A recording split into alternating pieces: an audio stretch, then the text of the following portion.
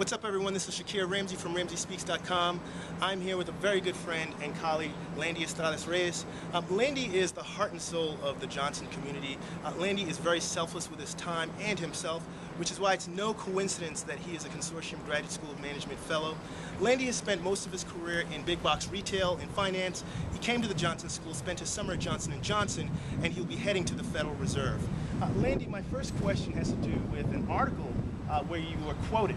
And you talked about the importance of how nonprofits shaped your life in Newark, New Jersey as you were growing up. Could you please speak to us about how growing up in Newark, New Jersey and this particular nonprofit shaped your attitude about leadership? Sure.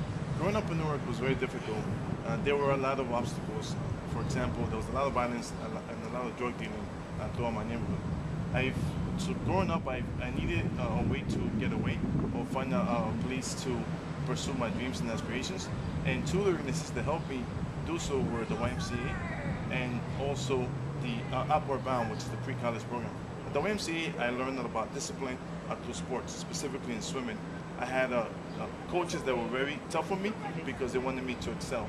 And the Upward Bound, it was a program that exposed me to college, to the possibility of making something of myself through education. And I thought those two experiences two organizations were great. And that's how I modeled myself in terms of becoming a leader, to always give back, because I benefit so much from those organizations and those leaders of the organizations I mentioned, and I want to pursue my life in that manner. It seems that most of your career you focused on corporate finance, yet after you graduate you're going to go work for the government. How did you make that career switch and why? Sure. So I never saw it as a corporate finance to government switch. I saw it more about where's my best opportunity. Coming to business school, the 2 years that you hear, it's about experimenting and identifying where you really want to go in the future. And I felt like for me, number one of the main things was the challenge. Joining the Federal Reserve, it's a challenging organization because of the background that I don't have that background in financial services industry. More specifically is because of what happened in the crisis of 2008.